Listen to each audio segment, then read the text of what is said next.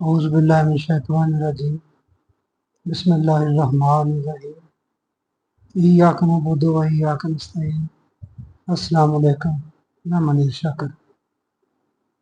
وظائف کے ذریعے مسائل کا حل، اللہ سے کام کروانے، جنت کا حصول، بہت زیادہ ثواب اکٹھا کر لینا، تو اس پر ذرا گفتگو کرنا چاہتا ہوں۔ کام کیسے ہوتے ہیں؟ قرآن کے خلاف سازش کے حوالے سے کافی نشستوں میں پہلے بات ہوتی آئی ہے، اور میں نے کافی لوگوں کا، گروہوں کا ذکر کیا جو قرآن کے خلاف سازش میں ملوث ہیں، اہل شریعت بھی اور اہل طریقت بھی۔ اب یہ گروہ جو ہے یہ بھی انہی میں سے ملتا جلتا ہے، اہل شریعت میں سے۔ تو یہ کس طرح کام کرتا ہے، ان کا طریقہ واردات کیا ہے، تو یہ قرآن کے ساتھ کیا حشر کرتے ہیں؟ ذہن میں بات آئی، جیسے ایک جملہ عمران خان کا ہے، کوئی رہ تو نہیں گیا پیچھے جس نے میرے خلاف سازش نہ کی ہو۔ تو یہاں مجھے وہ فقرہ یاد آتا ہے، کوئی رہ تو نہیں گیا جس نے قرآن کے خلاف سازش نہ کی۔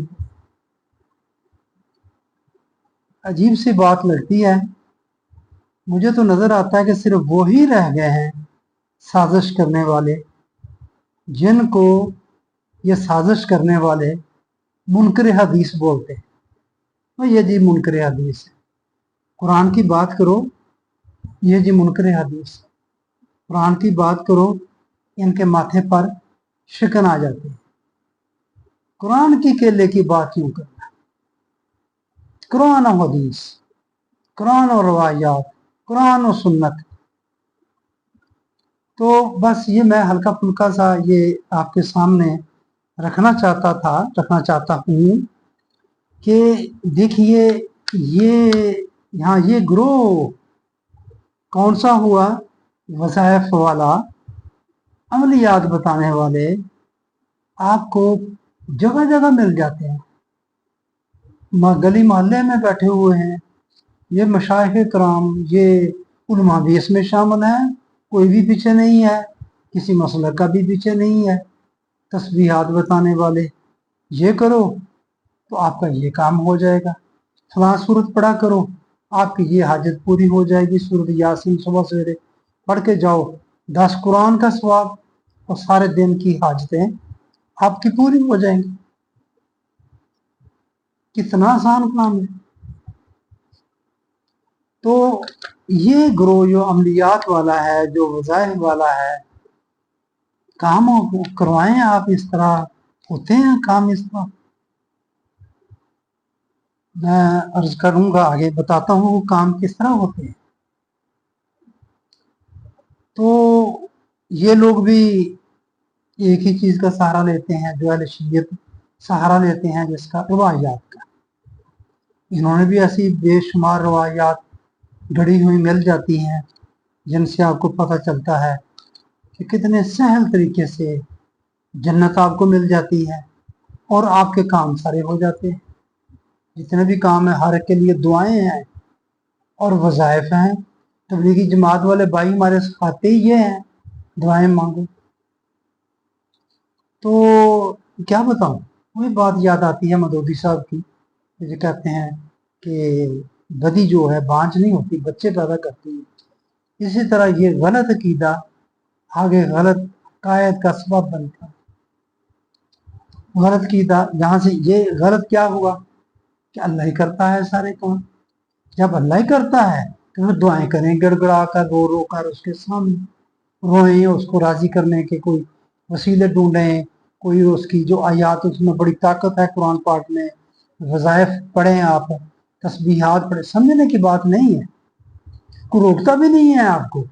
یہ کوئی نہیں کہتا کہ آپ بھائی قرآن پاک کو سمجھ کر پڑھیں، نہیں، کوئی نہیں روکتا، وہ نہیں روکیں گے آپ کو، پڑھیں، آپ کی مرضی ہے۔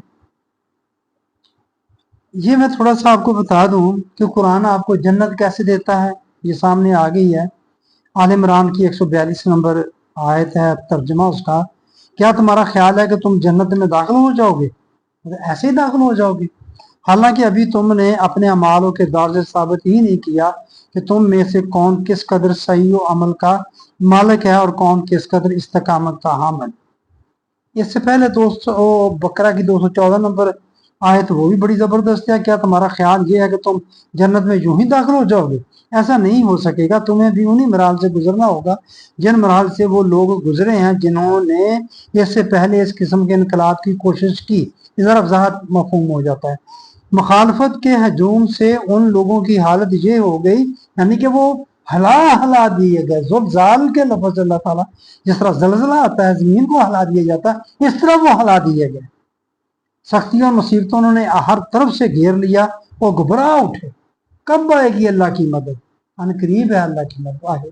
ये है जी कुरान। इस तरह अमली जिंदगी तुम्हें देता है कि तुम्हें जन्नत किस तरह मिलनी है।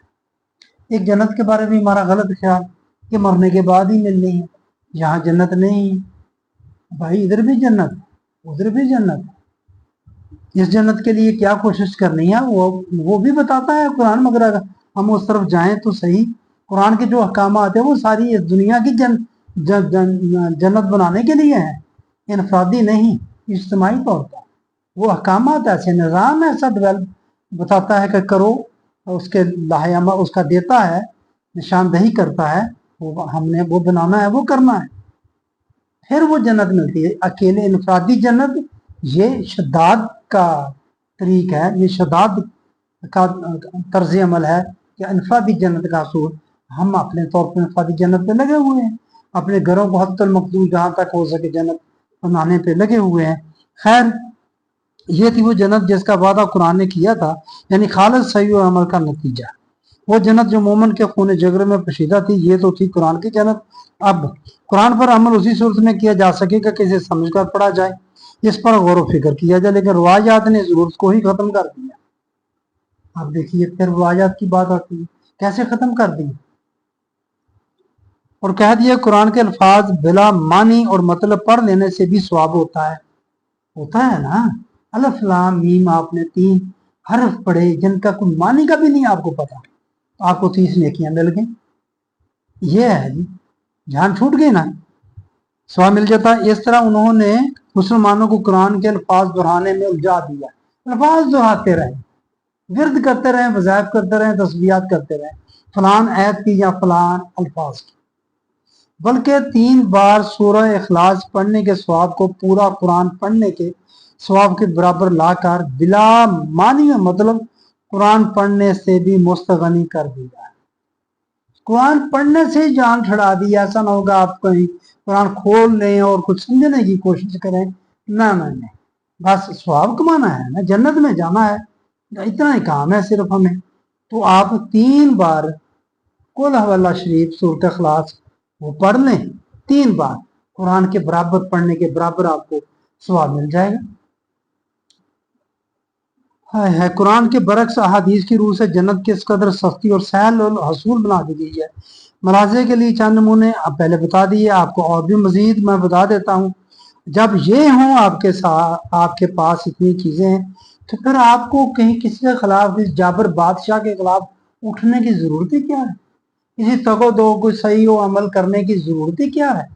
बस यही काम करते रहें, जाना है आपने जन्नत में। मस्जिद में बैठे रहें, घर बैठे रहें, आप तस्बीहात करते रहें, वज़ाइफ कर लें, बस 100 बार ला इलाहा इल्लल्लाह कहा करो। ये कलमा जमीन और आसमान को सवाब से भर देता है। नसाई की हदीस कि जिसने सुबह और मगरब के नमाज के बाद 7 मरतबा अल्लाह माजिरनी मिन नार, या अल्लाह मुझे दोज़ख से निजात दे, पढ़ लिया तो दिन और रात में किसी वक्त भी मर जाए वो जन्नत में जाएगा।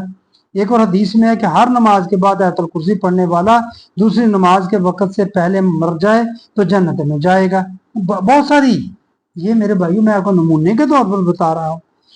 मुस्लिम में है, मुस्लिम सही सही हैं जिसे कहते हैं, उसमें मुस्लिम है, पहली बुखारी है, दूसरी मुस्लिम है।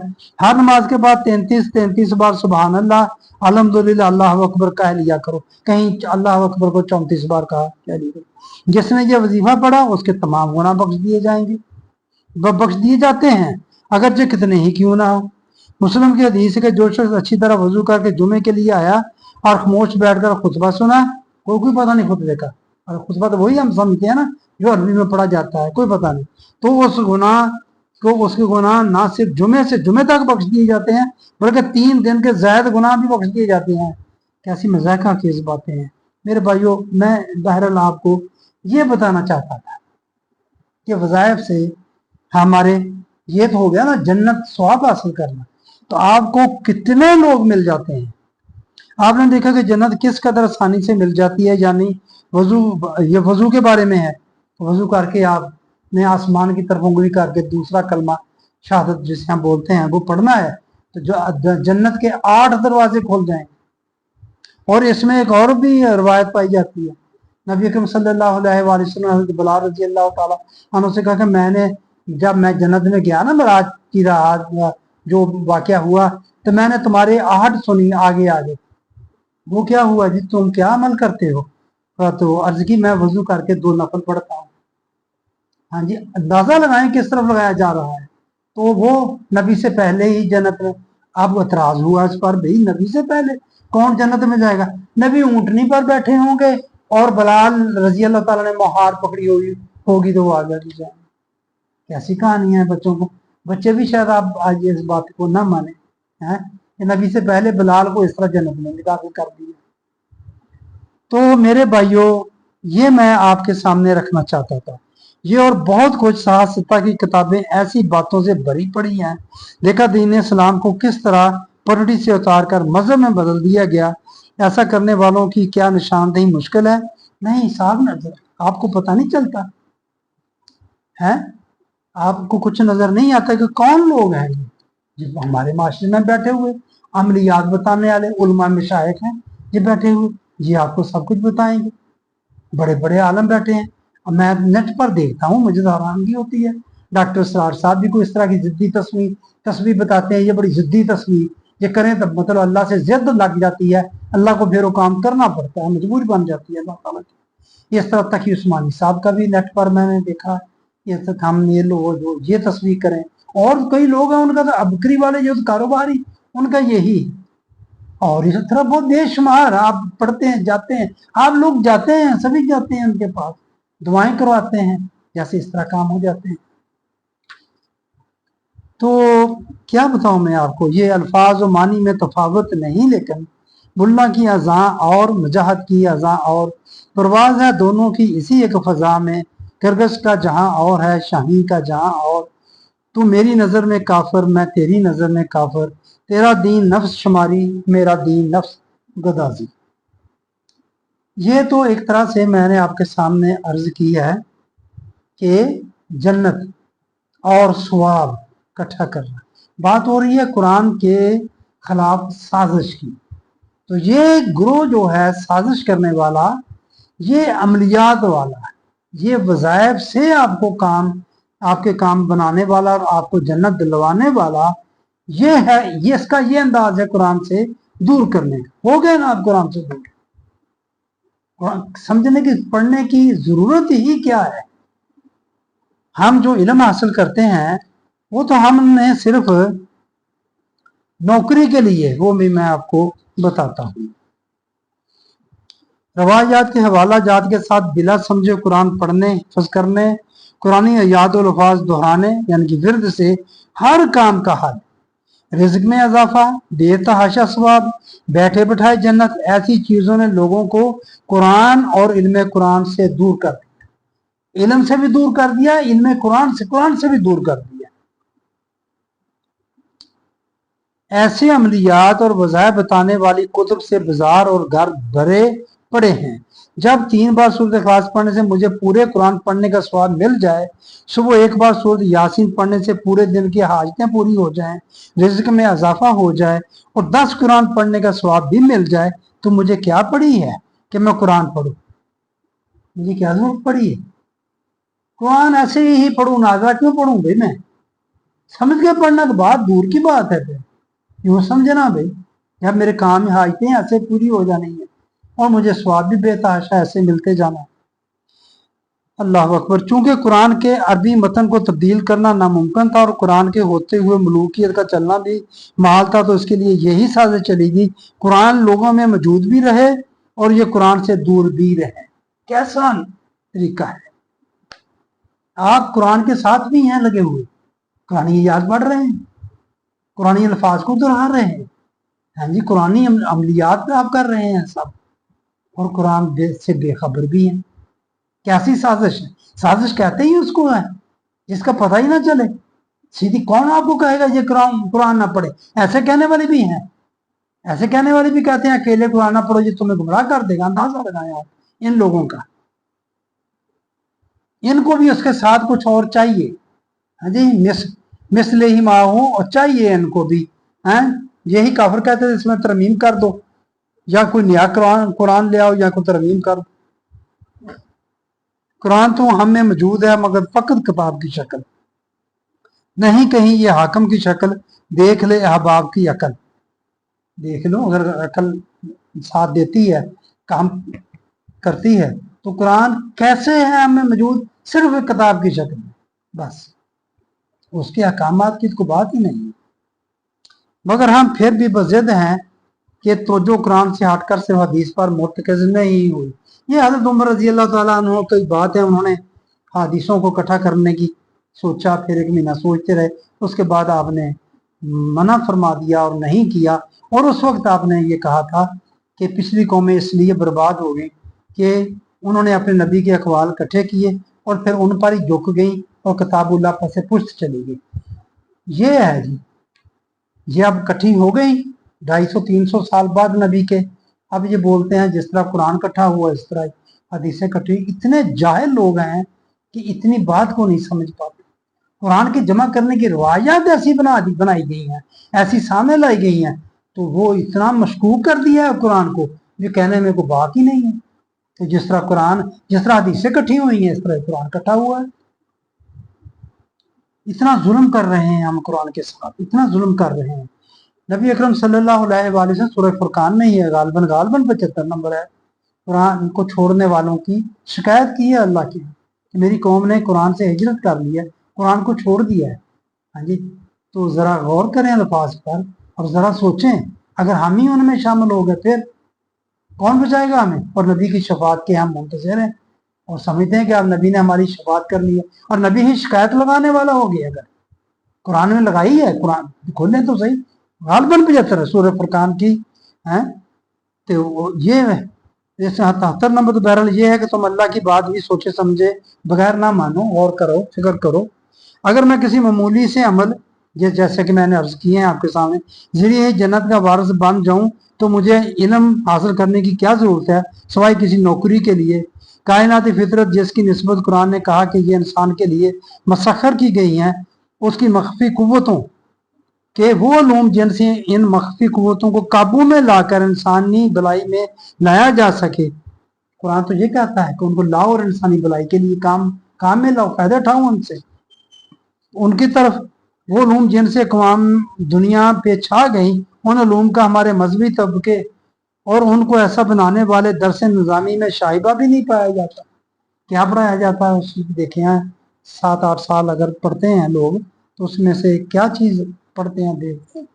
मैं बस आपके सामने ये रखा, ये इकबाल का एक शेर बड़ा शानदार जो मेरे सामने आ गया, जो आलम ईजाद में है साहब ईजाद, हर दौर में करता है तवाफ उसका ज़माना।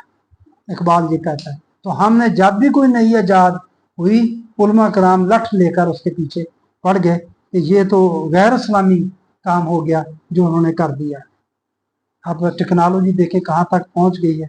ईरान इसराइल की जंग देख लें, किस तरह उसने टेक्नोलॉजी के जरिए निशाने ले लेकर बंदों को मारा। बड़ी बड़ी बिल्डिंगें, उसके अंदर जिस कमरे में वो मारना मकसूद बंदे को, उनका मिसाइल उस कमरे में ही जाकर उसको लगा और वो फौत हो गया, शहीद हो गया। तो मैं ये बताना चाहता हूँ कामों के हवाले में भी, वज़ाइफ से कामों का हो जाना।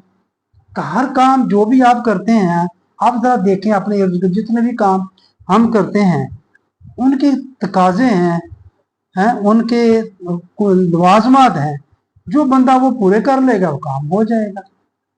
तो इसी तरह जो गैर मुस्लिम है वो क्या करते हैं, हम तो वज़ाइफ से अपने काम अल्लाह से करवा लेते हैं, कुरान पाक की आयत, वो तो कुरान को मानते ही नहीं। हम अल्लाह से दुआएं करके अपने काम करवा लेते हैं, वो तो इस तरह अल्लाह को मानते नहीं है जिस तरह हम मानते हैं।